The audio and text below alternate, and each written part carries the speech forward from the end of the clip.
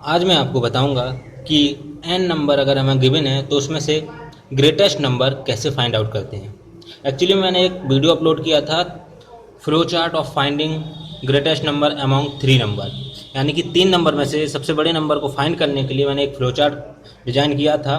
तो उस पर कमेंट आया हुआ था, उन्होंने पूछा हुआ था कि अगर n नंबर दिए हुए हैं या 2 3 से ज़्यादा नंबर दिए हुए हैं तो उसमें से ग्रेटेस्ट जो है नंबर कैसे फाइंड आउट करते हैं। तो आज उसी के बारे में बात करेंगे। तो इसको समझने के लिए हमें एक एरे का कॉन्सेप्ट समझना होगा। इसके मैं 2 मेथड बताऊंगा, लेकिन एरे वाला मेथड ज़्यादा इजी है और ज़्यादा यूज भी होता है। तो चलिए देख लेते हैं। मान लीजिए हमारे पास n एलिमेंट है, A1 A2 A3 A4 so on An। ये हमारे पास एलिमेंट हैं जो कि हमने एक एरे में स्टोर कर रखे हैं।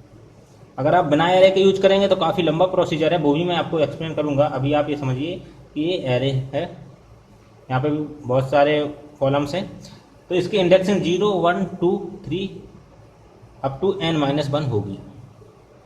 इसको समझने के लिए आप इस तरह समझ सकते हैं। 10 5 9 12, मान लीजिए 4 नंबर हैं, इनमें से आपको ग्रेटेस्ट नंबर फाइंड करना है, तो ये आपका ग्रेटेस्ट है। तो जब आप सिस्टम में ये नंबर डालेंगे और उससे फाइंड आउट करने के लिए प्रोग्राम बनाएंगे तो वहाँ पे दिक्कत होगी, क्योंकि सिस्टम को नहीं पता कौन सा नंबर बड़ा है, वो इसमें कंपैरिजन करेगा। तो उसके लिए हम फ्लोचार्ट डिजाइन करने वाले हैं। फ्लोचार्ट से पहले मैं आपको एल्गोरिथम बता देना चाहता हूँ कि कैसे ग्रेटेस्ट नंबर को फाइंड आउट करते हैं। तो देखिए करना क्या है, हम क्या करते हैं, लॉजिक समझिए पहले, फिर मैं फ्लोचार्ट बताऊंगा। लॉजिक ये है कि हम इसको, जैसे कि अगर हम इसकी बात करें तो हम सबसे पहले मान लेंगे कि 10 हमारा जो है लार्जेस्ट नंबर है। इसको हम L से रिप्रेजेंट करते हैं। हमने 10 को मान लिया कि ये लार्जेस्ट नंबर है, सबसे बड़ा नंबर जो है वो 10 है।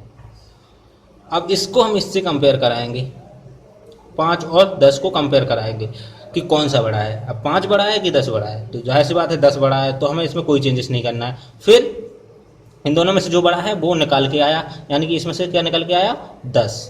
तो यहाँ 10 निकल के आया। फिर इन दोनों को कंपेयर कराएंगे, मतलब जो बड़ा निकल के आया L और 9, इन दोनों को कंपेयर कराएंगे।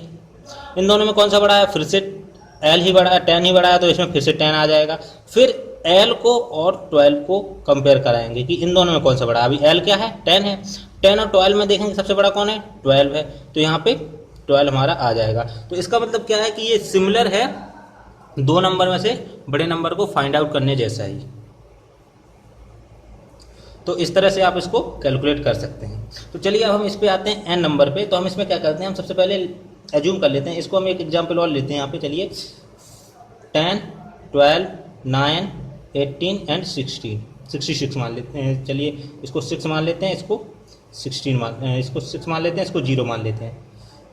चलिए हमारे पास इतने सारे नंबर हैं। हम सबसे पहले क्या करेंगे, इसको लॉन्गेस्ट यानी कि लार्जेस्ट मान लेंगे। तो इसको L में स्टोर करा लिया। L में वैल्यू कितनी है, 10। अब इन दोनों को कंपेयर कराएंगे तो L में वैल्यू कितनी आ जाएगी, L में न्यू वैल्यू आ जाएगी। इन दोनों में बड़ा कौन है, 10 और 12 में 12।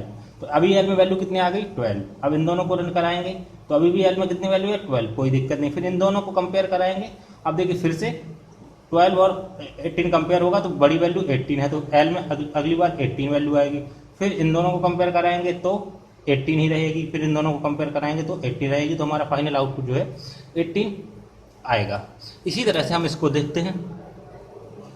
हम एरे में क्या करते हैं, हम लार्जेस्ट, हम यहाँ पे लार्ज, या हम इसको L से, जब हम फ्लो चार्ट बनाएंगे तो उसमें क्या करेंगे, सिंबल्स यूज करते हैं। तो हम उसमें स्मॉल से स्मॉल वैल्यू लेते हैं, तो उसमें हम लार्ज को L से डिफाइन करेंगे। अभी एल्गोरिथम में आपको बताता हूँ कि इसमें हम लार्जेस्ट में A1 को कंसीडर कर लेंगे और फिर एक लूप चलाएंगे, कोई सा भी लूप चलाएंगे।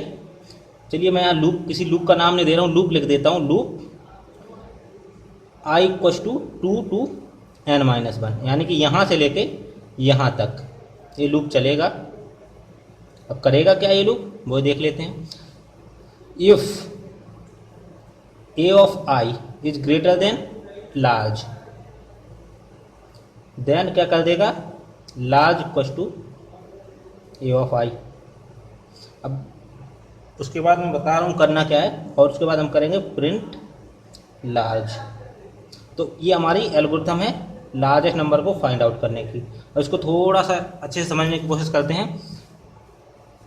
सबसे पहले अगर हम इसकी जगह कोई नंबर लेना चाहें, हम इस एग्जाम्पल को इसमें फिट करके देखते हैं। सबसे पहले हम ये वाली बात करते हैं। तो अभी यहाँ पे वैल्यू कितनी रख दी हमने, 10। उसके बाद इसको देखा 2 से, सॉरी यहाँ 2 से नहीं, यहाँ इंडेक्सिंग 1 से है, दूसरे एलिमेंट से चलेगा तो आई इक्वल टू 1 से चलना चाहिए। यहाँ पे सेकंड नंबर से चलाना है तो इंडेक्स जो है वो 1 से चलेगा। तो यहाँ पे 1 से यानी कि 12 से कंपेयर करेगा। अब ये 12 से लेके चलेगा लूप 0 तक। तो यहाँ पे देखिए इफ ए आई यानी कि 12 इज ग्रेटर देन लार्ज, अगर 10 से बड़ा है लार्ज तो लार्ज में क्या आ जाएगा, लार्ज में आ जाएगा आपका 12। अब 10 की जगह आपका एल में आ गया 12। उसके बाद फिर से चलेगा, फिर 9 के लिए चेक करेगा। सिमिलरली 9 के लिए चेक करेगा तो क्या होगा, 9 is greater than large, false है तो ये फिर से इंक्रीज हो जाएगा लूप। फिर उसके बाद चलेगा, ये पूरा लूप का हिस्सा है, ये जो हिस्सा है ये पूरा लूप का हिस्सा है, यहाँ पे इतना बात ध्यान रखिएगा।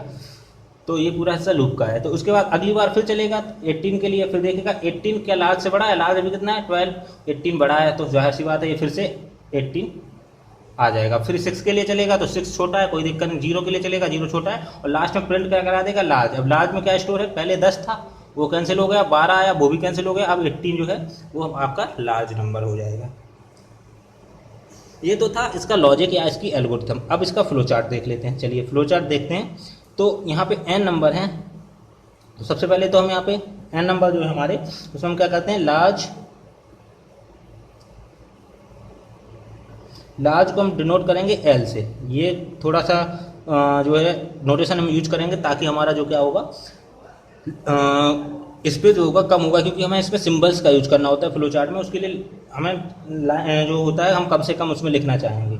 तो चलिए लिखते हैं। तो सबसे पहले क्या करेंगे, हम L equal to A of I लिख लेंगे।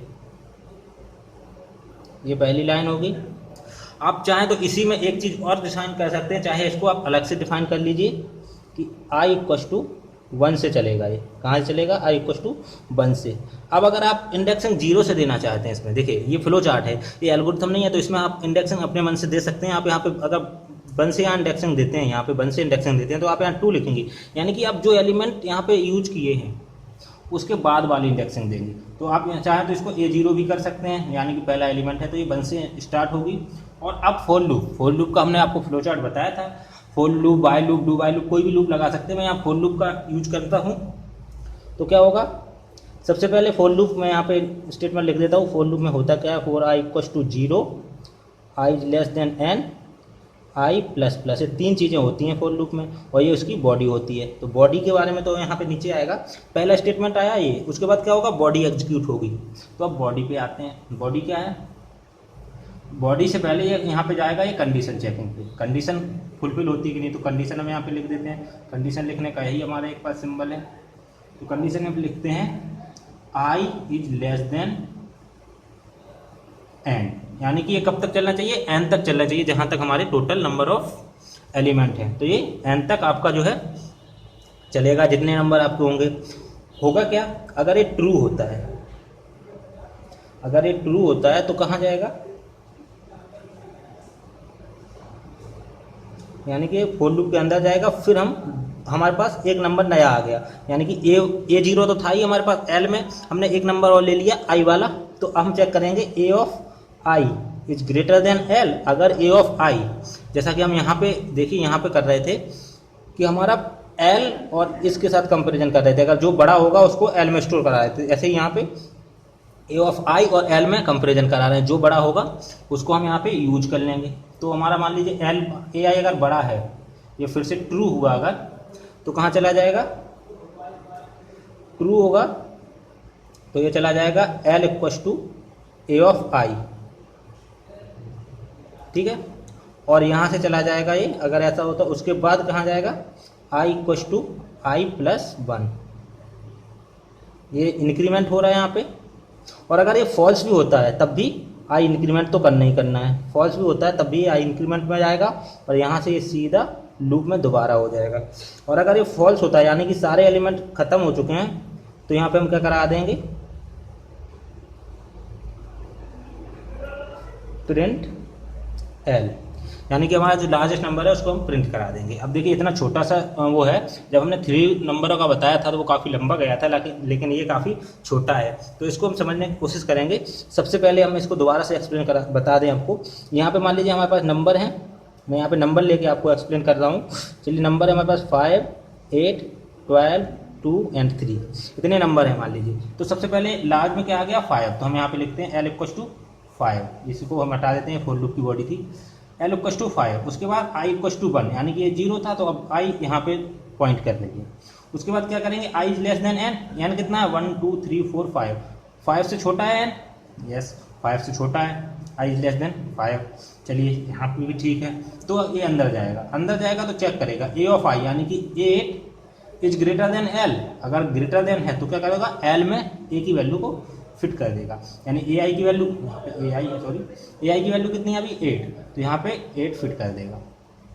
उसके बाद I इंक्रीमेंट होगा, यानी कि I यहाँ पे इंक्रीमेंट होता है, फिर चेक करेगा कंडीशन ट्रू 5 से कम है, अभी I 2 आया है, तो उसके बाद फिर से यहाँ आएगा, फिर से चेक करेगा 12, अभी L से छोटा है नहीं L से बड़ा है, फिर से L में वैल्यू 12 इंसर्ट करा देगा और फिर से I इंक्रीमेंट होगा, I अब यहाँ पे आ गया, फिर से आएगा कंडीशन चेक करेगा, कंडीशन ट्रू है तो नीचे जाएगा। अब इस कंडीशन को जब चेक करेगा तो देखिए यहाँ पे फॉल्स हो जाएगा, 2 इज लेस देन, तो फॉल्स हो जाएगा तो यहाँ जाएगा सीधे I को इंक्रीमेंट कर देगा और फिर से लूप चलेगा, फिर से आएगा, फिर से कंडीशन फॉल होगी क्योंकि 3 जो है 12 से छोटा है, यानी कि 3 जो है 12 से छोटा है, तो फिर से ये फॉल्स में जाएगा, फिर से इंक्रीमेंट करेगा और फिर ये चूँकि वैल्यू अब इस बार वैल्यू इसकी हो जाएगी 5, 0 से लेकर 4 तक चल चुका है, अब वैल्यू होगी इसकी 5, तो ये कंडीशन फॉल्स हो जाएगी, और जब ये कंडीशन फॉल्स हो जाएगी तो ये इधर जाएगा और ये प्रिंट L, यानी कि लार्जेस्ट नंबर जो है 12 को प्रिंट करा देगा।